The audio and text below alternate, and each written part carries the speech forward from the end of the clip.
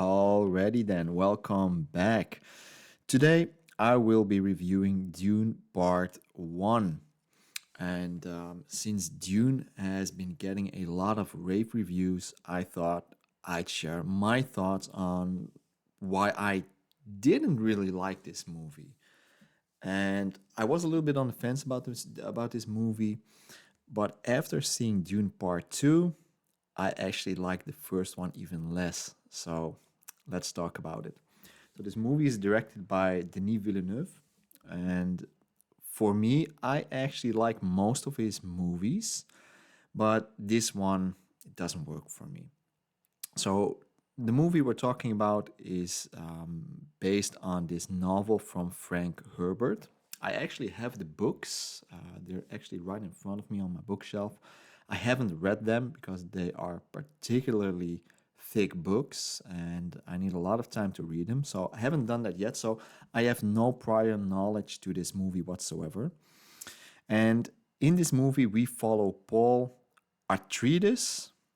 It's a rough name to pronounce, and he is the heir to the house of Atreides, yeah, something like that. It's it's a really difficult name to pronounce, and his family has control over this desert planet called Arrakis, which is basically home to spice, and spice is some sort of resource that they can harvest. I really don't know what it is. I don't really understand anything about the spice, but it is super important, I guess.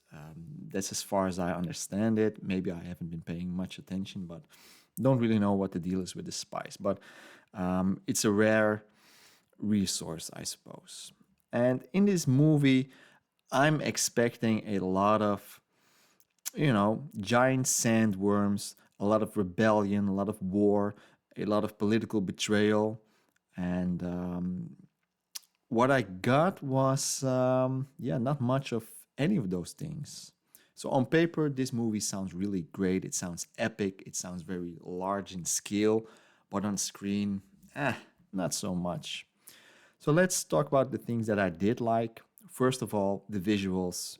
I can't deny this movie looks absolutely gorgeous. I mean, the cinematography, it is stunning. The world building, it feels massive in scope.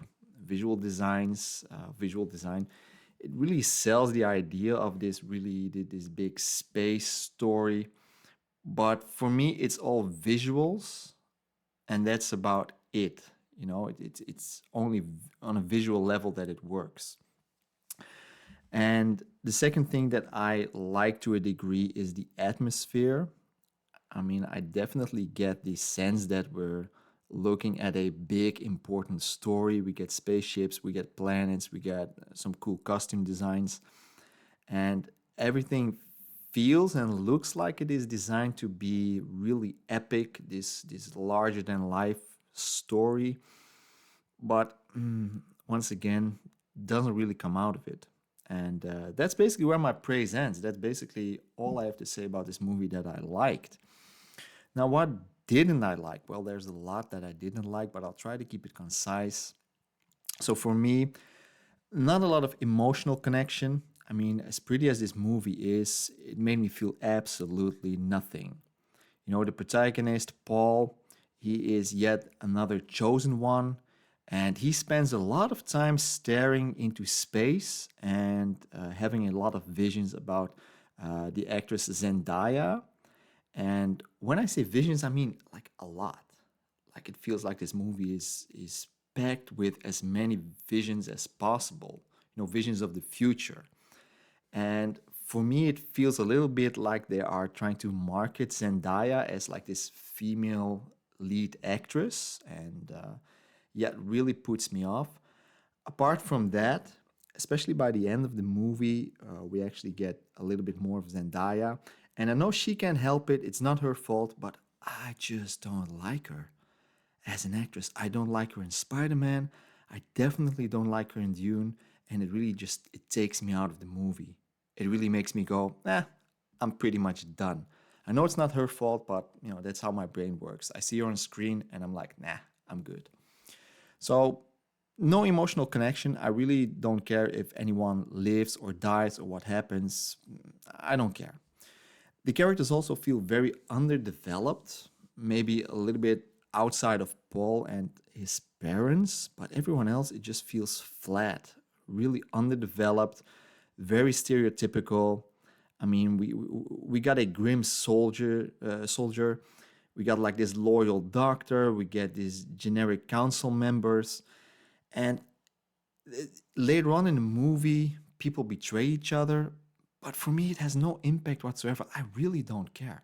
You know, if you compare this to, let's say, Game of Thrones, especially the first 4 seasons, you know, I actually care about what happens to which character. In this movie, don't care.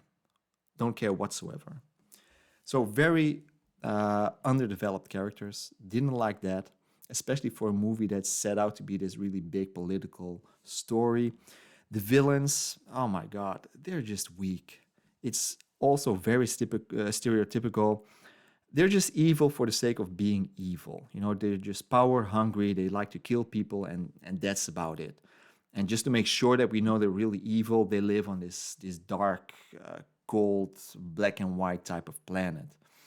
And it basically screams, you know, we're the bad guys. For me, doesn't really work. I like it when the villains are more of a gray type of character, like, you know, we can see their motivation, we understand a little bit where they're coming from. This movie, these villains, I don't really know. They're just evil for the sake of being evil. And then in terms of cast, now I'm not a huge guy on actors and actresses. I don't know a lot about them. I don't really care about them. But in this movie, I could definitely recognize some more important or more famous actors and actresses.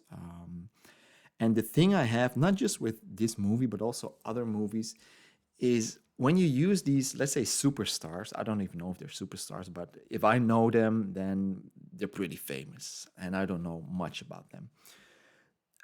The problem I have with these types of superstars in movies is they really take me out of the movie because all I can see is, yeah, I know him. He's that actor. He's that famous one from this movie and that movie.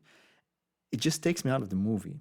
It's not their fault, but for me, I would like it if they use more of the less common known actors and actresses in these types of movies, especially because these movies are going to be spread out over multiple parts, like a part one, part two, and there's going to be a part three as well. So I don't know if there's going to be a part four.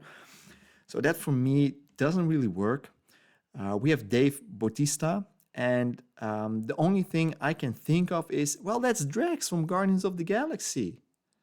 I can't see a different character. The only thing I'm looking at is it's Drax.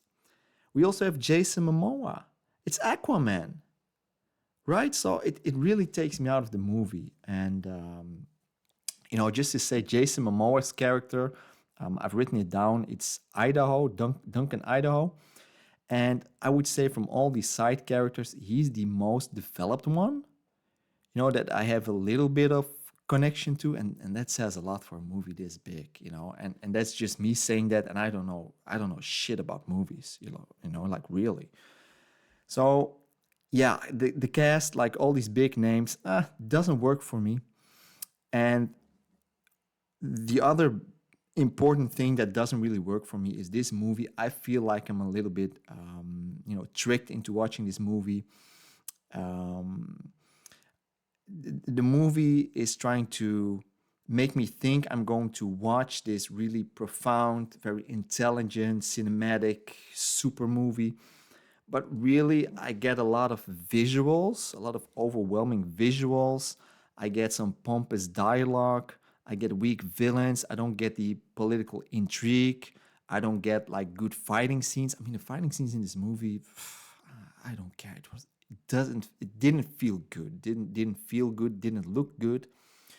So for me, this movie, it was more style than it was substance, which never works. You should always go for the substance over style, but this movie does the opposite.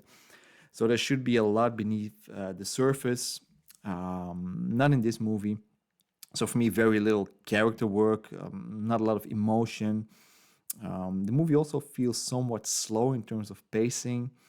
and for me, it feels more artsy than an actual movie with some heart, with some soul.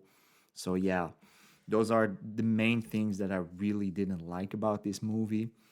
And then the other thing that I have to deduct a few points from this one is Dune Part 2. Overall, I wouldn't call Dune Part 1, objectively bad. I mean, it's okay. I would maybe rate it like a 6. It's okay. It's watchable. It's polished. It looks impressive in scope, but I didn't really enjoy it. I didn't connect with it, and I don't think I would ever rewatch it. And after watching Part 2, which is absolutely utter garbage, I honestly think I like the first one, this one, even less because you can't look at these movies separately. If you look at it separately, this one is okay. But you have to remember there is a part two and it is really bad. So I know after watching part two where part one, is going to lead to, which is not a lot of good things. So therefore I have to say, well, watching part one is useless because you're gonna have to watch part two.